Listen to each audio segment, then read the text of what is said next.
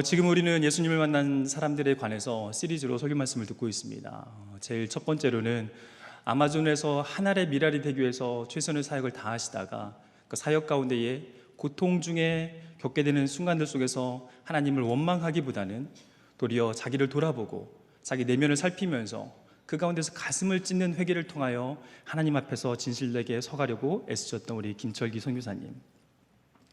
두 번째로 우리 안에서 행하시는 하나님의 그 선한 능력, 그 선한 능력으로 말미암아 이 땅에서 어떠한 상황 가운데서도 상황과 환경에 함몰되지 않고 그것을 초월하여서 그 가운데 살아 역사하시는 그 하나님을 대면하고 경험함으로 소망을 잃지 않고 주님을 끝까지 바라보고 생을 맞이하셨던, 생의 마지막을 맞이하셨던 우리 본회포 목사님을 지지난주에 만나봤습니다.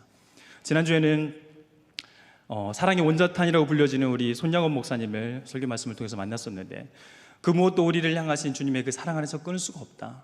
환난이나 궁핍이나 핍박이나 천사나 권세자들이나 그 무엇도 그 하나님의 사랑 안에서, 예수 그리스도 안에서 주어진 그 사랑을 끊어낼 수가 없다 라고 고백할 뿐만 아니라 그 고백을 일상의 삶의 자리에서 실제 살아내 보이신 손양원 목사님을 우리가 같이 경험해 봤습니다. 여러분 어떠십니까? 이런 멋진 선배님들이 우리에게 있다는 게 큰 위안이 되고 행복하지 않으십니까? 행복하시죠? 여러분도 그러한 행복을 주는 사람이 되고 싶으시죠?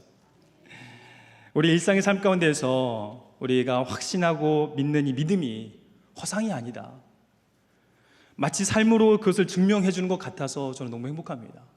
그냥 우리만 나 홀로 내 자기 체면적으로 이 신앙을 고백해 가는 것이 아니라 진짜 이 땅에서 하나님 살아계시고 그 살아계신 하나님이 어떠하심을 일상의 삶 가운데서 삶을 통해서 드러낸 우리 믿음의 선배가 있다는 것이 얼마나 든든하고 큰 위로가 되는지 모르겠습니다. 우리가 이 예배 시리즈를 통하여서 우리 안에 이런 도전들이 계속 되었으면 좋겠습니다. 이 만남은 단순히 지식적인 만남이 아니죠. 이들도 예수님을 단순히 이 나사렛의 예수라는 사람을 지식적으로 만난 게 아닐 것입니다. 여러분들도 이 시리즈 예수님을 만난 사람을 통하여서 이 만남이 우리 생각에만 머무는 것이 아니라 우리 내면의 깊은 곳까지 알아가는 이 영혼의 만남, 이 내면의 만남, 깊은 심령의 대면이 우리 가운데 있었으면 좋겠습니다. 이러한 만남은 예수님에 대한 알므로 이끌어질 것입니다. 이러한 알은 우리로 하여금 예수 그리스도를 닮아가게 이끌어 줄 것입니다. 이런 닮아가고자 하는 열정은 우리로 하여금 삶의 변화가 일어나도록 도울 것입니다. 이런 만남을, 그런 소망함을 가지고 계속해서 말씀을 대해가시면 좋겠습니다. 오늘 또 계속해서 그런 믿음의 선배 한 분을 소개해 드리려고 하는데, 이름은 호레이시오 스패포드라는 분입니다. 좀 낯설죠? 아까 우리 찬양했던 413장 내 평생에 가는 길을 작사하신 분이십니다. 찬양 부를 때도 제가 계속 목이 메어가지고 되게 불안하게 불러서 여러분이 힘들으실지 모르겠지만 찬양의 가사는 사실 너무 평안했죠. 찬양의 고백은 마음 가운데 이 바다 심연에서에 주어지는 이 요동치지 않는 평안함이 가운데 경험되어졌죠. 그러나 그 평안은 그렇게 쉽게 주어진 것은 아니었습니다. 어떻게 얻어졌는지 오늘 말씀을 통하여서 한번 살펴보고 예배 말미에, 설교 말미에 그분의 삶에 대해서 한번 나눠보면 좋겠습니다. 오늘 시편의 저자는 오늘 본문의 말씀을 통해 볼 때에 413장의 찬양과 같이 참으로 평안한 가운데 있는 것 같습니다. 푸른 풀밭에 눕기도 하고 쉴만한 물가에서 그 물가 곁에서 그 물소리를 들으며 쉬고 있는 것을 보게 됩니다. 요즘처럼 낮에 더운 시기에 시냇가 푸른 풀밭 나무 그늘에 앉아서 쉬면 더할 나위 없이 좋겠죠. 어제도 날씨가 너무 좋아서 또 바람도 선선하게 불고 또 월요일 날에도 날씨가 너무 좋아서 저도 가족과 함께 잠깐 나가서 바람을 쐬고 왔는데, 그곳에 사랑하는 사람과 함께 이런 좋은 전경과 그림이 있는 곳에서 쉼을 가지니까 정말 천국과 같더라고요. 그래서 한번 혹시 나가지 못하셨을 분들을 위해서 제가 한번 사진을 준비했습니다.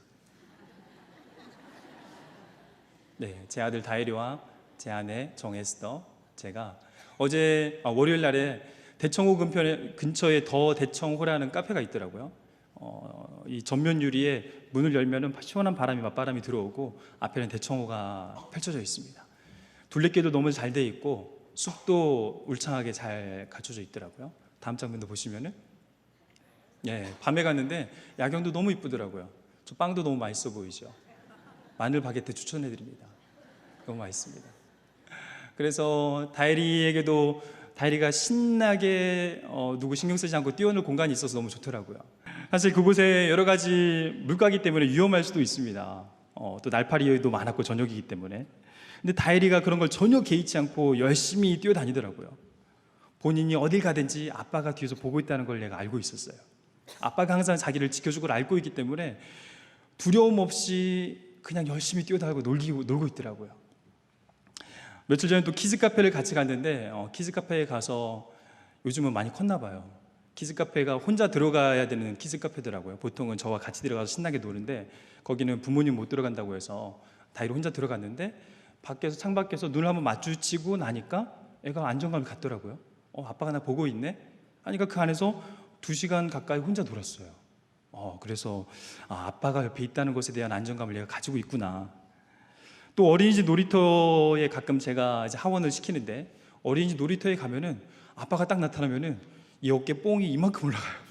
그래가지고 친구들한테 우리 아빠라고, 또 아빠 막 오라고 와서 같이 막 뛰어놀고, 또 아빠랑 같이 뛰어노니까 애가 더 의기양양해가지고 친구들 앞에서 되게 힘을 과시하는 것들을 가끔 느끼게 됩니다.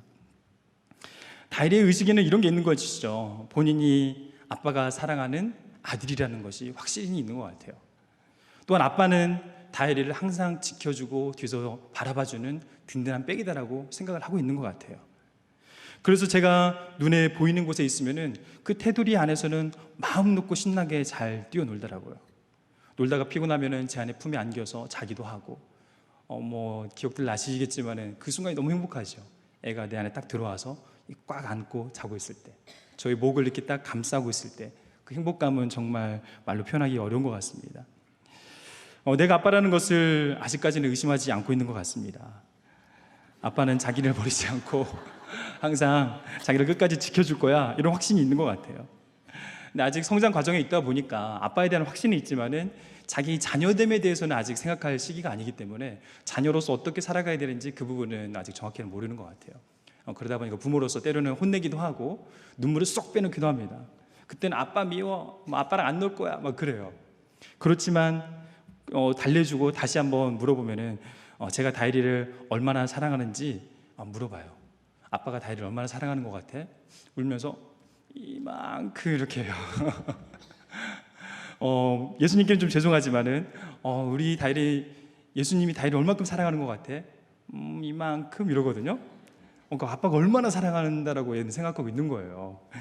그래서 다이리가 아빠에 대한 이런 사랑, 아빠와 관계 이 가운데에서 참 바르게 자라가지고 있는 것 같아서 좀 감사한 마음이 들었습니다.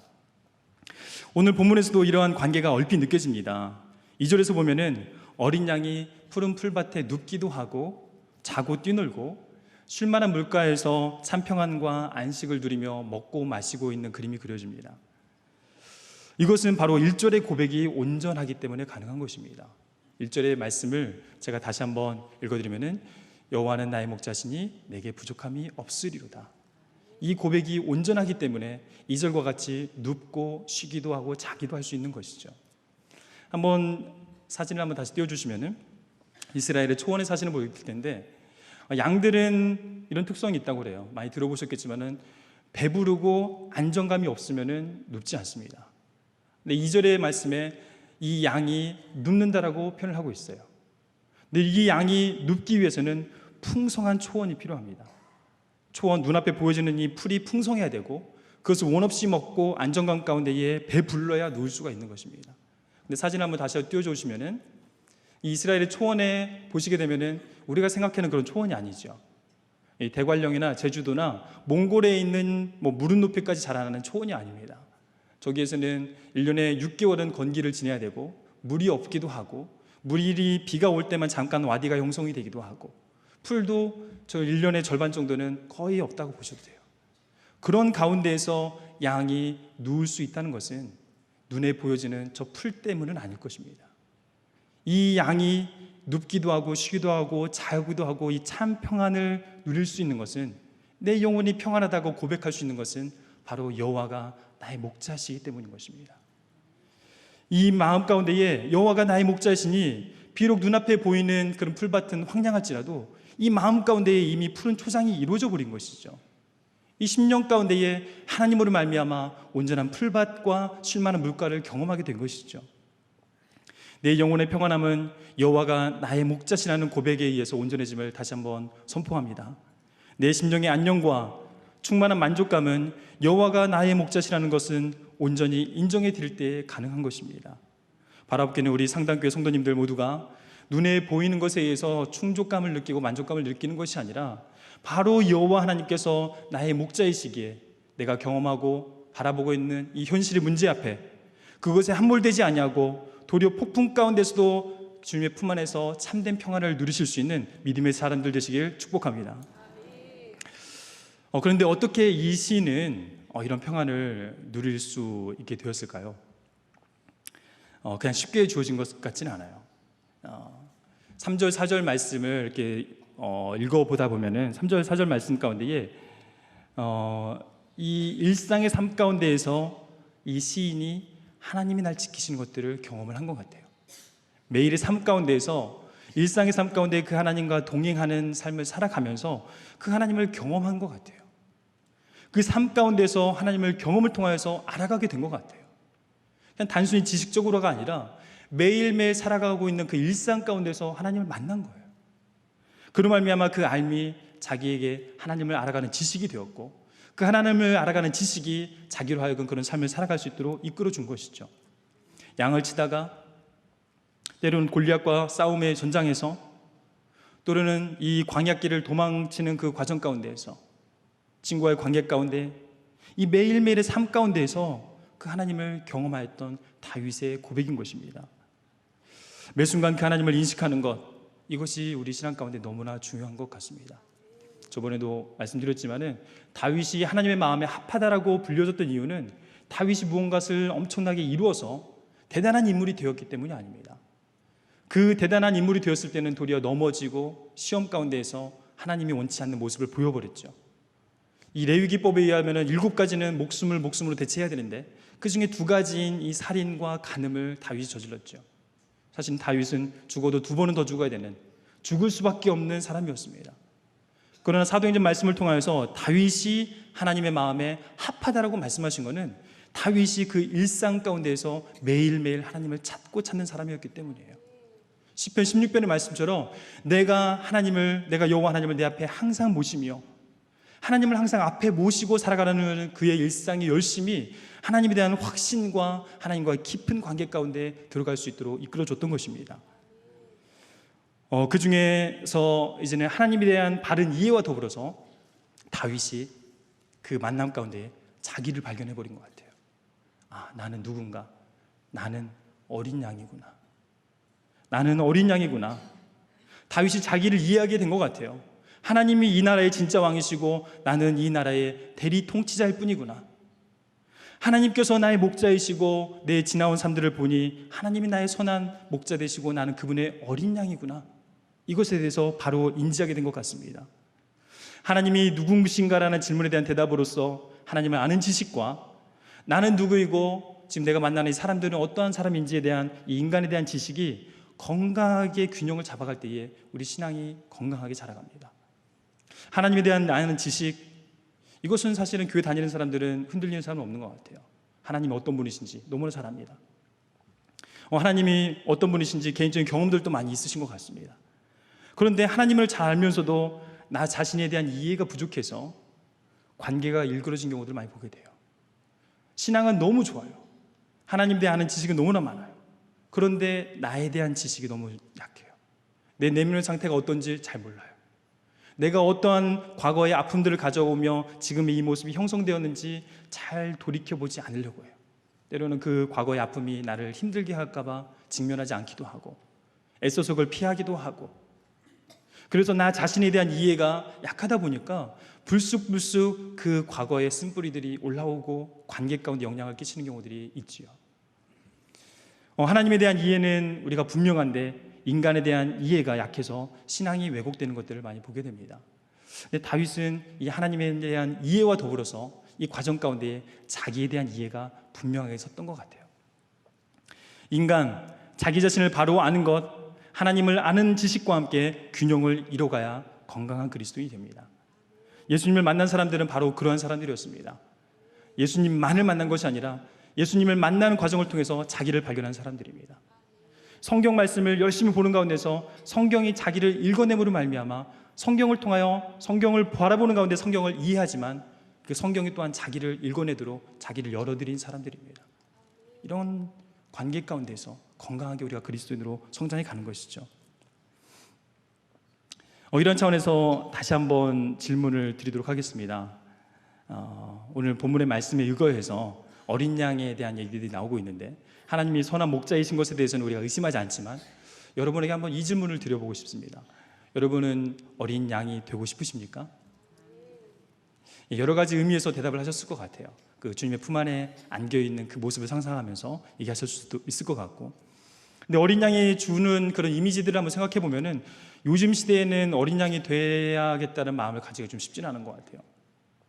특히 요즘처럼 이런 약육강식의 시대 가운데에 짓밟히지 않으려고, 짓밟히면 죽는다는 생각하고는 이 시대 가운데에 더욱더 동물적인 감각을 가지고 맹수와 같이 힘있게 살아야 된다라고 종용하는 것 같은 이 시대 가운데에 돈이 만본이 되어서 돈만 있으면 무시받지 않고 살 수 있다라고 힘을 과시하는 것 같은 이 시대 가운데에 힘없는 양이 된다는 것, 참 이게 두려운 선택입니다.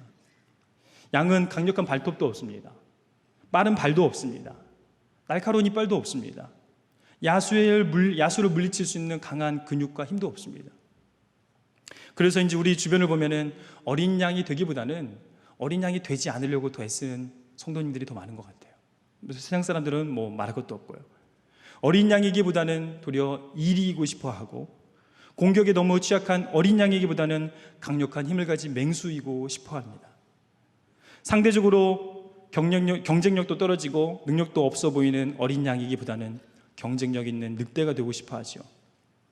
때로는 교회 안에서도 양이 되고, 교회 안에서는 양이 되고 싶어 하지만은 교회 밖에 나가면은 늑대이고 싶어서 늑대의 가면을 쓴 어린 양이 되기도 하는 것 같습니다. 그래서인지 아무도 약해 빠진 양이 되고 싶어 하지 않아요. 혹시 각종 이 경기의 팀들을 보면은 팀에 이제 마스코트들을 이렇게 하나씩 세우는데 팀 마스코트 중에 양을 보신 적이 있으세요? 없어요. 힘의 상징은 뭐 땡땡 타이거스, 뭐 호랑이 그림자, 땡땡 라이언스, 뭐 사자, 뭐 땡땡 베어스, 뭐 곰, 이런 힘 있고 강력하고 상대를 무찌를 수 있는 것들을 더 선호하지, 이 힘이 없는 양을 선호해서 뭐 삼성, 뭐 쉽스, 뭐 이런 거 없어요. 쉽스는 아니죠. 쉽 자체 복수니까 삼성 쉽 없어요. 뭐 기아 램스 이런 거 없어요. 도리어 이런 것보다는 그 앞에 힘을 드러낼 수 있는 것들을 더 추구하는 것 같습니다. 속마음은 진짜 어린 양이 되고 싶어 하지 않는 것 같다라는 생각이 저도 은근 들 때가 많이 있습니다. 저 자신 생각해 볼 때에 나는 과연 주님 앞에서의 주님만을 바라보고 주님만을 의지하는 어린 양인가? 정말 내가 힘이 없고 세상 사람들이 나를 인정해 주지 않고 세상에 드러낼 것 없다 할지라도 정말 주님 한 분만으로 만족하는 어린 양인가? 또 그런 어린 양이 되고 싶어 하는가? 생각해 보면은 그렇지 않은 것 같아요. 능력 있는 어린 양, 앞에 뭔가 화려한 수식을 하나 더 붙이고 싶어요. 세상에서 인정받는 어린 양, 사람들이 존경해주는 어린 양, 교회에서 봉사를 가장 많이 하는 어린 양, 세상이 부러워하는 어린 양, 이런 식의 뭔가 앞에서 세상이 인정해주는 가치가 포함되어 있는 수식어들 앞에 붙이고 싶은 마음들이 많이 있더라고요. 사실은 지금 설교하는 이 과정 가운데서도 저는 그 싸움을 계속 하면서 온 것 같아요. 여기에서는 말씀을 정말 탁월하게 전해서 오늘 설교 너무 좋았다라는 말을 듣고 싶은 내 안에 이 욕구들이 계속 올라와요. 하나님 앞에서 하나님이 주신, 또 하나님이 이 예배 가운데 우리 성도님들 향해서 말씀하시고 싶어 하시는 하나님의 음성이 무엇인가에 더 깊이 집중하기보다는 이거 잘 전해야 되는데, 실수하면 안 되는데, 이 예배 설교를 통하여서 뭔가 소위 대박이란 걸 터뜨려야 되는데, 이런 마음들이 내 안에서 화려한 수식어와 더불어서 계속 붙으려고 하는 제 자신을 발견하게 됩니다. 그런데 성경 어디를 보아도 예수님께서는 어린 양이라는 단어 앞에 어떤 수식어도 붙이신 적이 없습니다. 성경의 이사야와 예레미야, 요한복음, 시편, 이 수많은 말씀의 구절 가운데에서 이 어린 양이라는 단어 앞에 어떠한 수식어도 사용하시질 않으셨습니다. 우리가 잘 알고 있는 누가복음 10장 3절 말씀 한번 같이 보겠습니다. 누가복음 10장 3절은 70명의 전도대를 사마리아에 파송하는 장면이 있는데 우리 한 목소리로 한번 읽어보겠습니다. 내가 너희를 보내니 대표적인 본문일 수 있습니다. 본문은 예수님께서 70명의 전도대를 사마리아에 파송하시는데 그 당시 사마리아는 안전한 곳이 아니었죠. 그러한 곳에 가진 것도 학식도 배경도 화려하지 않은 제자들을 보내실 때에 아무 힘없는 양들을 이리 가운데 보내시는 마당에 좀 격려하는 차원에서 앞에 조금 멋진 말을 좀 붙여주시면 좋겠는데 전혀 붙이지 않으시고 내가 너희를 보냄이 어린 양을 이리 가운데 보낸 것 같다라고 말씀하고 있습니다. 힘없고 나약하고 부족한 어린 양들을 이리들이 득실거리는 그 중심 한가운데에 보내시는 때 이 70명의 전도대를 그곳에 파송하실 때 주님은 왜 그러셨을까? 저 같으면은 리더라면은 우리 제자들과 같이 사역하는 자들을 보낼 때 파송할 때에 격려하고 힘을 주기 위해서 너 할 수 있어, 너는 능력의 사도야, 너는 힘 있는 능력의 제자야 라고 더 복돋아 줄 것 같은데 예수님은 그러지 않으시더라고요. 도리어 그들의 잘남과 멋짐으로 이리 때를 상대하고자 하지 않고 도리어 오로지 보내신 이만을 바라보며 그분만을 힘입어서 그 일을 감당하도록 그들에게는 어린 양을 이리 가운데 보낸다라고 담백하게 말씀하시더라고요. 화려한 수식어들은 사람들의 이목을 끌기 쉽습니다. 제가 언어학을 했기 때문에 이 어린 양이라는 명사를 우리가 그것만 접하게 될 때는 그거 안에 단어가 가진 의미들에 집중하게 됩니다. 근데 그 앞에 꾸미는 수식어들을 붙이게 되면은 사람들의 마음이 이 포커스를 하는데 초점이 여기로 옮겨갑니다. 수식어에 더 관심을 가지게 돼요. 이 앞에 붙여준 표현이 뭔가가 더 관심이 있는 거예요. 근데 그거를 나도 알아요. 그러니까 나도 그 앞에 뭔가를 붙이고 싶은 마음이 자꾸 생겨요. 그러다 보면 그 화려한 수식어에 나의 마음 또한 그곳에 많이 끌려 붙들리게 되는 거죠. 그래서 우리의 마음과 생각, 시선이 자꾸 그곳에 머물게 되는 속성이 있는 것입니다. 우리 자신 앞에 붙어있는 수식어에 의해서 자신의 존재가 증명될 것처럼 자기 이름 앞에 붙어있는 수식어에 우리는 더 집중하고 관심을 가지고 있지는 않은지, 주님께서는 우리 교회 가운데 여러분들을 어린 양으로 부르셨습니다. 더 나아가서 주님께서는 여러분을 이 땅 가운데에 이 세상을 이기고도 남을 만한 강력한 힘을 가진 어린 양으로 부르신 것이 아니라 이 땅 가운데 이리때 가운데 보내시며 주님만을 바라보고 주님께서 우리 가운데서 행하실 것을 기대하며 주님만을 온전히 의지하는 어린 양으로 그곳에 보내셨습니다. 어린 양이 가지고 있는 이 정체성과 의미에 더 집중할 수 있도록 우리가 이 수식어로부터 좀 벗어나는 열심들을 가져야 될 것 같아요. 그래서 우리는 항상 깨어있지 않으면 안 되는 것 같습니다. 이렇게 열심을 가지고 있는 우리 성도님들, 또 교회에서 리더십으로 곳곳에 섬기고 계신 여러분들이 이 마음과 생각을 잘 지키셔야 됩니다. 우리 마음과 생각을 잘 지키지 않으면은 교회에서 열심히 하고 있기 때문에 사실 우리는 교회를 열심히 하고 있으므로 하나님이 기뻐하시는 일을 하고 있다라고 착각하기 쉽습니다. 그러나 주님의 일을 하면서 주님이 원치 않은 모습을 보이는 경우도 또 많이 있어요. 정말 주님이 나에게 무엇을 원하시는가, 그것에 더 집중하면서 우리 삶을 잘 살펴보실 필요가 있겠습니다. 그리고 어느 시점부터 더 나아가면 이런 모습도 볼 때가 있더라고요. 그 수식어를 지키기 위해서 애쓰고 우리 정체성을 나타내는 어린 양이라는 단어는 점점 잊어져 가면서 도리어 나를 꾸며주는 말들을 쫓아가면서 이제 가면을 쓰기 시작하게 됩니다. 나의 본래 모습은 그렇지 않은데 이 사람이 칭찬해주고 인정해주는 그 모습에 의해서 그 모습에 준하는 모습을 보여주기 위해서 나는 사실 그러한 모습까지 온전히 성장해가지 못했지만은 그런 모습인 것처럼 자기를 드러내려고 하고 가면을 쓰고 행동하게 되는 경우들이 있다는 것이죠. 그런데 그것도 기간이 길어지게 되면은 익숙해져 버려서 어느 순간부터는 그런 나의 본래적 자아와 이 표면적 자아와 사회적 자아가 일치하지 않는데도 그렇게 괴롭지 않아요. 그냥 사람들이 상대해주는 이 겉에 가면 쓴 내 자아로 사람을 만나는 거예요. 그 사람과 만나는 게 이제 익숙한 거예요. 이 가면 쓴 자아가 마치 나인 것처럼 그 사람과 만나는 게 이제 편해져 버린 거예요. 혹시 이 영화가 기억나실지 모르겠습니다. 꽤 오래전 영화인데 한번 영화 포스터 한번 보여주실까요? 이 영화 기억나시나요? 마스크라는.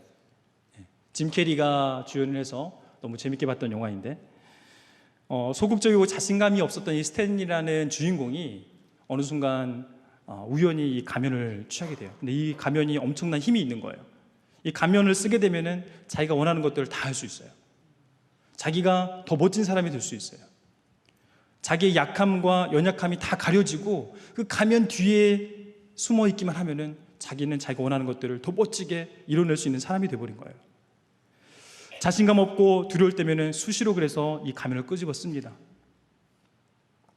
그런 일을 한동안 하고 나니 스탠리는 어느 순간에 그 사람들이 칭찬해주고 인정해주는 그 순간이 너무 좋기는 했는데, 시간이 지나가면 지나갈수록 이제 마음의 원래 자기 모습과 가면을 쓰고 사는 이 두 인격체 사이에서의 좀 해리 현상이 일어나면서 되게 갈등하는 스스로를 발견하게 돼요. 그래서 이 가면을 막 숨겨놓기도 하고 안 쓰려고 막 애를 써요.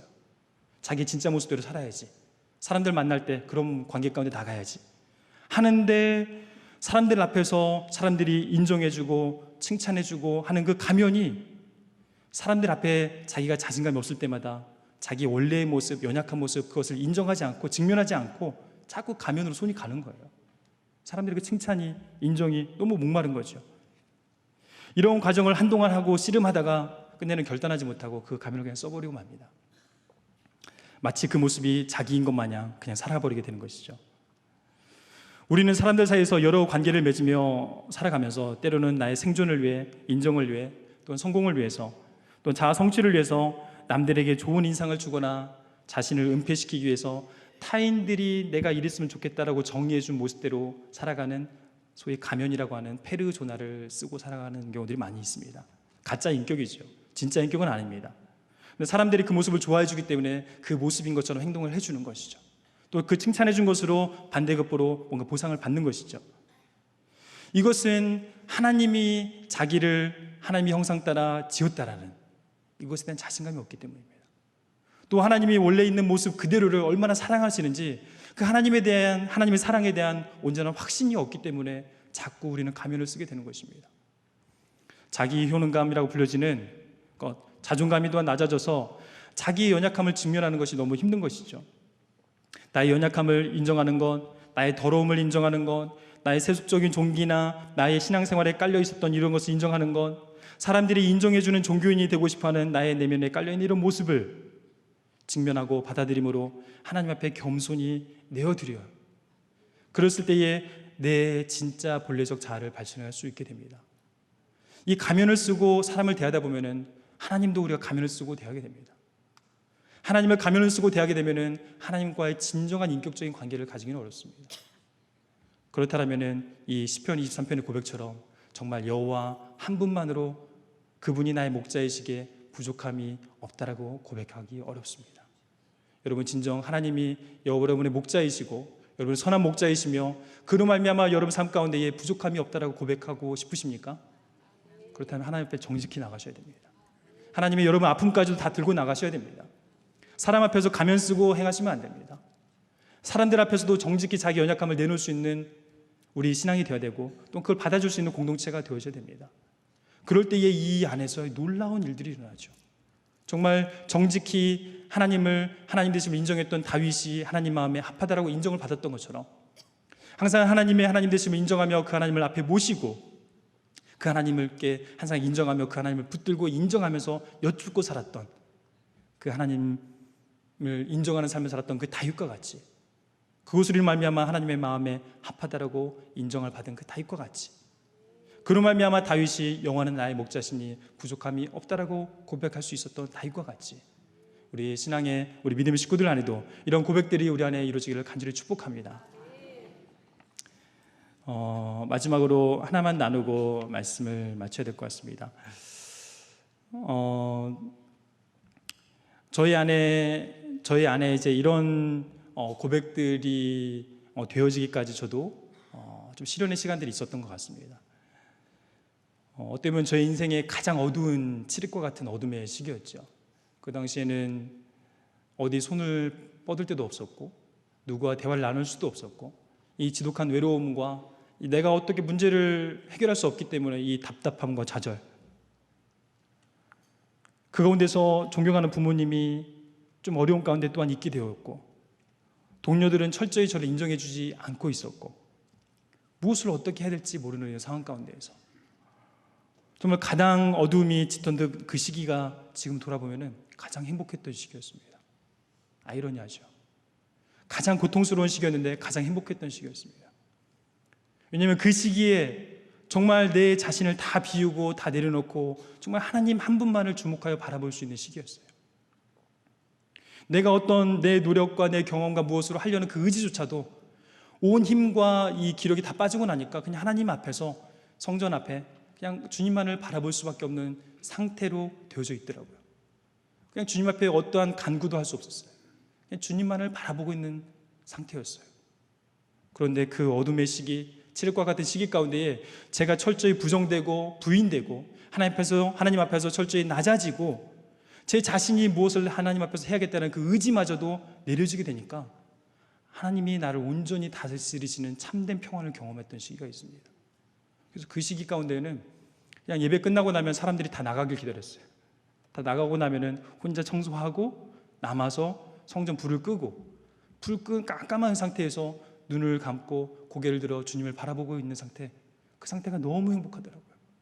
시기는 가장 어려운 시기였지만은 그 시기 가운데에 제가 주님 앞에서 진짜 어린 양이구나, 내가 주님 앞에서 주님만을 의지할 수밖에 없는 어린 양이구나, 내 모든 것들을 철저히 내려놓고 주님만을 붙드는 그 순간의 상태가 되어진 제 자신이 너무 행복하더라고요. 우리에게는 주어진 게 너무 많습니다. 주님도 좋지만 주님에다가 썸띵을 더 붙이고 싶어요. 뭔가 더 있으면 좋겠어요. 어린 양도 좋지만 어린 양 앞에 좀 더 뭔가 더 붙으면 좋겠어요. 이런 태도 자체가 벌써 주님만으로 만족할 수 없다라는 우리의 하나의 반증이지 않습니까? 여러분, 정말 주님만을 의지할 수 있는 그 상태가 복입니다. 주님만을 붙들 수 있는 그 상태가 복입니다. 주님만을 가장 나의 확실한 선한 목자로 붙드실 수 있는 여러분 되기를 축복합니다. 근데 주님께서 또한 약속해 주지 않습니까? 내가 너와 항상 함께 하겠다. 사망의 음침한 골짜기를 다닐지라도 내가 너와 항상 함께 하겠다 라는 이 약속은 정말 신구약의 공이 통하는 몇 개 안 되는 공통된 약속 중에 하나예요. 구약에서도 계속되었던 말씀, 신약에서 주신 약속의 말씀, 예수 그리스도 임마누엘 너희와 함께 하겠다는 약속의 말씀, 마태복음 28장 주님이 올라가시면서 세상 끝날까지 너희와 함께 하겠다는 그 약속의 말씀, 약속을 성취해 주셔서 성령을 우리 가운데 보내주시고 그 성령이 말할 수 없는 탄식으로 우리와 함께 하시며 우리에게서 계속 동행하시는 그 성령 하나님, 지금도 우리가 함께 하는 것이죠. 그 하나님 우리와 함께 하십니다. 믿으시기 바랍니다. 예화를 하나만 들고 말씀을 마무리하겠습니다. 수잔 앤더슨이라는 여인이 있었습니다. 근데 불의의 사고로, 질병으로 눈이 점점점 실명해 가다가 끝내는 실명하고 맙니다. 근데 남편이 아내를 너무 사랑하니까 안타까운 마음에 계속 데리고 다녔습니다. 어디 갈 때마다 버스 탈 때도 데려가고 어디 갈 때도 데려가고 항상 동행해 준 거죠, 남편이. 근데 남편도 자기 건강을 담보할 수 없고 어떻게 될지 모르기 때문에 어느 순간에 좀 냉철하게, 냉담하게 아내에게 이제는 당신 혼자 살아야 되겠어. 내가 언제까지 같이 할 수도 없고 당신 혼자 살아. 아내를 세워주기 위해서 매몰차게 밀어넣은 거죠. 근데 갑자기 변한 남편에 의해서 마음도 상하고 그냥 혼자 할게 라고 수잔 앤더슨이 얘기를 합니다. 그러고 나서 오랜 시간 동안 더듬으면서 너무 불편하게 힘들게 계속 다닌 거예요. 버스도 혼자 타고 마트 갈 때도 혼자 가고 이 불편한 생활을 하는데 어느 날 버스를 올라타는데 버스 기사분이 그러시더래요. 수잔, 거기는 대화들을 많이 하니까 당신 정말 행복하겠어요. 왜요? 어떻게 365일 비가 오나 눈이 오나 당신 뒤에서는 당신 남편이 항상 이렇게 함께 합니까? 아니, 수진이 너무 놀란 거예요. 자기 혼자 이 길을 걸어가고 있다고 생각했었는데 자기 혼자 이 어려운 난관들, 이 사망의 음침한 골짜기와 같은 길을 걸어가야 된다고 생각하고 있었는데 남편이 항상 뒤에서 말없이 자기를 살펴주고 동행해 줬던 거예요. 그것을 알게 된 수잔과 그것을 몰랐던 수잔의 삶은 완전히 다를 거예요. 그 남편이 나와 함께 한다는 것을 확신한 그 순간과 그 이전에 홀로 있었다고 생각됐던 그 상태는 완전히 다를 거예요. 여러분에게도 권면합니다. 여러분은 삶 가운데에 홀로 계신 것이 아니라 주님께서 여러분과 함께 하심을 믿음으로 고백하실 수 있게 되길 축복합니다. 그것을 여러분이 온전히 인정하실 수 있다면 여러분의 삶은 지금과 다를 것입니다. 여러분이 생각했던 그런 삶의 모습은 지금과 많이 달라질 것입니다. 우리는 언제 무엇이 닥칠지 모르는 이런 불확실한 세상에서 불확정된 상황에 놓여 있습니다. 미래에 대한 불안과 염려로 갈 길을 몰라 방황하기도 합니다. 불안과 염려, 두려움으로 현실에 때로는 함몰되기도 합니다.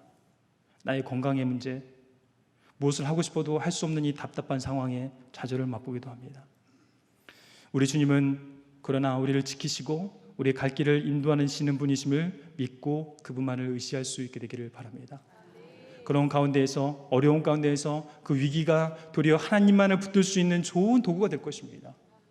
정말 하나님만이 나의 유일한 소망이시구나라고 고백할 수 있는, 유일한 소망이시다라고 고백할 수 있게 하는 나에게 좋은 신앙의 밑거름이 될 것입니다. 어려운 가운데서 도리어 주님만을 바라봄으로 주님만을 붙들고 나아갈 수 있는 여러분 되기를 축복합니다. 오늘 그런 믿음의 신앙의 선배 한 분을 아까 말씀드린 그 스페포드를 소개를 시켜드리고 싶은데, 이분은 상상할 수 없을 정도로 큰 고통과 사망의 음침한 골짜기를 지나가신 분이십니다. 시카고에서 성공한 변호사였고, 또 린드 대학교와 시카고 의과대학에서 법리학 교수로도 섬기셨습니다. 그리고 신학교 이사로도, 또는 운영위원으로도 역임하시면서, 또 그 유명한 전도자 D.L. 무디와 절친한 사이여서 D.L. 무디 교회의 회계 집사였습니다. 그런데 1871년 시카고에 대화재가 일어나면서 교회도 다 타버렸지만은 그의 가정도, 그의 투자했던 모든 사업과 집까지도 다 타버린 거예요. 전 재산이 다 날아가 버렸어요. 근데 그 일이 있기 이전에, 바로 몇 달 전에 아들도 먼저 하나님께 부름을 받아서 가버렸습니다. 안타깝게도 이 재난이 일어나고 이런 상황이 그게 주어졌는데, 심지어는 아내마저도 건강이 좋지 않았습니다. 좀 병약해서 여러 가지 힘든 시간들을 보내었기 때문에 이런 마음을 좀 추스리기 위해서, 여보 우리 온 가족이 좀 이렇게 유럽으로 가서 좀 추스리자, 이런 마음으로 유럽으로 가기로 결정을 하고 온 가족이 4명의 딸과 더불어서 떠납니다. 근데 스페포드는 교회와 무디 선교사에게 일이 너무 밀려 있어가지고 그곳에 일을 좀 하고 가겠다고 하면서 아내와 4딸을 먼저 보냅니다. 1873년 11월 15일 많은 승객들과 함께 스페포드의 아내와 4딸이 탑승한 이 프랑스 여객선이 뉴욕을 출발해가지고 순항하다가 모두가 잠든 22일 날 새벽 2시에 그 배가 대서양 한가운데서 영국의 철갑선인 라이언선과 충돌을 하고 맙니다. 그래서 그 배가 수장되어서 뱃속에 있는 226명의 사람들이 다 죽게 되고, 간간히 살아남았던 몇 명 있는데 그 중에 하나가 스페포드의 아내였습니다. 정말 짧은 시간 안에 자기 아들이 먼저 세상을 떠나고 그 전 재산을 다 잃어버리게 되고, 4딸마저도 이 바다 어디에서 흔적을 찾을 수 없게 돼버린 그 삶 가운데에 너무나 정말 이 상황들이 이해가 되지 않는 거예요. 현대판 욥과 같이 그 삶 가운데 왜 이 일들이 주어지는지 전혀 이해할 수가 없는 거예요. 이 충격적인 소식에 스페포드는 눈앞이 캄캄해졌습니다. 이 소식에 걱정이 된 수많은 사람들이 와서 그를 위로했습니다. 그런데 이런 극한의 슬픔 가운데서도 그가 이렇게 고백했다고 합니다. 너무 가슴 아프고 정말 무엇을 어떻게 해야 될지 모르겠다. 너무 가슴이 찢어져서 눈물밖에 나오지 않는다. 그런데 이런 상황 가운데서 아무 말도 할 수 없는 내가 내 안에 주님만을 의지할 수 있도록 주님께서 이끌어 가주심을 또한 보게 된다. 그러고는 사랑하는 딸들을 잃고 정신없이 헤매고 있는 부인을 찾으러 갑니다. 배를 타고 가는데 선장이 연락을 합니다. 차를 좀 나누면서 같이 차 마시면서 얘기 좀 하자고. 배 선장이 올라왔는데 그 선장이 얘기를 합니다. 이곳이 바로 그곳입니다. 당신의 4딸이 수장되었던 그곳입니다. 스페포드 선생님, 바로 우리가 지금 지나고 있는 이 해역이 배가 충돌해서 4딸을 잃어버린 바로 그곳입니다.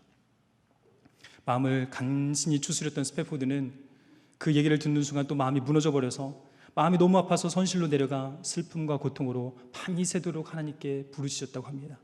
하나님, 왜 나에게 이런 시련을 주십니까? 혹시 제가 하나님께 무슨 죄를 지었으면 그 죄에 대한 벌을 저에게 하셔야지 왜 저의 딸들에게 이런 벌을 허락하시는 겁니까? 그리는 몸부림을 치며 하나님 앞에서 기도했다고 합니다. 그런데 어찌된 일인지 새벽 3시쯤 되어서 지금까지 한 번도 체험해보지 못했던 어떠한 평안함이 그의 마음에 찾아오는 것을 경험하게 됩니다. 오늘 우리가 나눈 말씀은 그가 평상시에 즐겨 묵상하던 말씀이고, 시련을 통해 자기 힘으로 할 수 있는 것이 할 수 있는 것이 없는 본인이 어린 양됨을 다시 한번 재확인하면서 하나님의 하나님 되심을 시련 가운데서 깨닫게 되고, 하나님이 하나님이시고 나는 그분의 어린 양이라는 것을 확인하는 순간 이 상황들이 머리로는 이해되지 않고 해석이 되지 않지만 좀 하늘로부터 주어지는 놀라운 평안을 누리게 된 거예요. 그러면서 그가 펜을 들어서 작사한 곡이 오늘의 불렀던 그 찬양입니다. 내 영혼 평안해. 내 영혼 평안하다. 이런 경험을 어찌할 수 있을까? 사실 말로는 이해되지 않죠. 그러나 그가 일상의 삶 가운데서 하나님과 관계해왔던 것을 보면 알 수 있습니다. 일상의 삶 가운데서 하나님의 하나님 되심을 철저히 인정해 드렸었고, 그런 가운데서 자기의 어린 양됨을 철저히 고백하고 경험했던 그 삶 가운데 이것은 해석이 되어지는 것 같습니다. 간절히 바라옵기는 우리 믿음의 식구들 안에도 이런 귀한 고백들이 있기를 간절히 축복합니다. 참 여러 가지 어려움들이 많이 있으시죠. 여러 가지 시련과 고통스러운, 또 옆에 있는 지체하고도 나눌 수 없는 여러 가지 아픔들이 많이 있으신 줄 압니다. 그러나 그 가운데에서 이 믿음의 선배들이 경험했던 것처럼 하나님 앞에 나아가 그 하나님의 하나님 되심을 경험하심으로, 또 그 가운데서 여러분 자신이 해석이 되어져서 내가 어린 양됨을 발견하심으로 정말 하나님 안에서 이런 놀라운 평안을 이 땅 가운데서 매일 삶 가운데 누리실 수 있는 여러분 되기를 축복합니다. 이래 한번 주신 말씀을 기억하며 한번 기도하며 나아가겠습니다. 살아계신 아버지 하나님, 이 시간 잠잠히 주님 앞에 정직히 우리 내면을 올려드리게 하시니 감사를 드립니다. 하나님, 분주함과 바쁨과 또는 잘못된 익숙함으로 말미암아 우리 가면을 쓰고 살아감으로 우리 내면이 주님 앞에 정직히 반응하지 못한 부분들이 있거든. 하나님, 이 시간 잠잠히 주님의 음성 앞에, 주님의 존전 앞에 나아가오니 주님, 우리 심령을 드러내 주시고 우리 내면을 드러내 주시며 우리 과거의 모습과 아픔까지도 다 드러내 주셔서 주님을 정직히 만날 수 있는 우리들 될 수 있게 인도하여 주십시오. 그래서 진실된 만남과 관계들을 통하여서 우리 안에 놀라운 회복과 하나님의 나라가 이루어지게 허락하여 주시고, 하나님께서 우리 가운데 정직과 공의를 드러내시기 위해서 이 가운데 하나님의 그 정직으로 말미암아 이 땅의 교회들이 정말 이 거짓된 사역 가운데 진실을 드러내므로 이 땅에 대안이 되는 공동체로 세워지기를 소망하시는 주님의 마음 따라서 이 땅의 교회들과 상당교회가 또한 그런 모습대로 온전히 세워져 갈 수 있도록 들어 사용하여 주시옵소서. 우리의 선한 목자 되신 주님께 감사를 드리고 우리의 인생을 맡겨드리며 예수님의 이름으로 기도드립니다. 아멘.